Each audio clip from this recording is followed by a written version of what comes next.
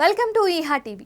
గతంలో అమాయక ఆడోళ్లను మాటలతో మాయ చేసే మగాళ్ళు బోలెడంత మంది ఉండేవారు. మారిన కాలంలో ఈ తరహా మోసాలు మాకు పెద్ద విషయమేమీ కాదు అన్నట్లుగా మగాళ్లకు ధీటుగా కొందరు మహిళలు చేస్తున్నారు. ఈ మోసాల తీవ్రతకు మగాళ్ళు పోలీస్ స్టేషన్లను ఆశ్రయిస్తున్న ఉదంతాలు అంతకంతకు పెరుగుతున్నాయి. ఇప్పుడు చెప్పేది కూడా ఆ తరహా మోసమే.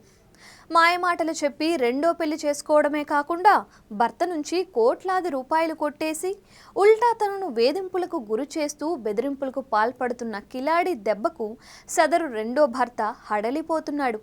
తనకు న్యాయం చేయాలి అంటూ కోర్టును ఆశ్రయించిన వైనం ఫిలింనగర్ పోలీస్ స్టేషన్ పరిధిలో చోటు చేసుకుంది. పోలీసులు వెల్లడించిన వివరాల ప్రకారం అసలేం జరిగిందంటే, టోలీ చౌకీకి చెందిన 38 ఏళ్ల వ్యాపారవేత్త సయ్యద్ హుస్సేన్కు 31 ఏళ్ల జమీలా రవికుమార్ అనే మహిళతో 2021 నవంబర్లో పరిచయమైంది. తాను గచ్చిబౌలిలోని నానక్రామ్గూడలోని మై హోమ్ విహంగాలో ఉంటున్నట్లుగా చెప్పింది. తనకు విదేశాల్లో వ్యాపారాలు ఉన్నట్లుగా చెప్పి తన తల్లి ఫిలింనగర్లో ఉంటుందని చెబుతూ ఆమెను పరిచయం చేసింది.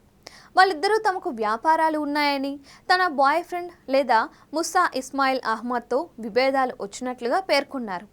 కొన్ని రోజుల తరువాత సయ్యద్ హుస్సేన్తో వ్యాపారం చేయాలనుకుంటున్నట్లుగా చెప్పి తనకు సినీ ప్రముఖులు సెలబ్రిటీలతో పరిచయాలు ఉన్నట్లుగా పేర్కొంది. తనను పెళ్లి చేసుకోవాలని కోరగా అతను నో చెప్పాడు. అయితే తప్పుడు ధృవపత్రాల్ని క్రియేట్ చేసి అతన్ని వివాహమాడింది. కొద్ది కాలం తర్వాత తల్లి కూతుర్లు సయ్యద్ను ఇబ్బంది పెట్టడం మొదలుపెట్టారు. అతని వ్యాపార వ్యవహారాల్లో జోక్యం చేసుకోవడంతో పాటు దాదాపు ₹1 కోటి వరకు ఖర్చు చేశారు. అతని ఐఫోన్ నుంచి తెలియకుండానే 80 లక్షల మొత్తాన్ని తమ ఖాతాలోకి జమ చేసుకున్నారు. దీంతో వీరి మీద అనుమానం వచ్చిన హుస్సేన్ వీరి గురించి ఆరా తీశాడు.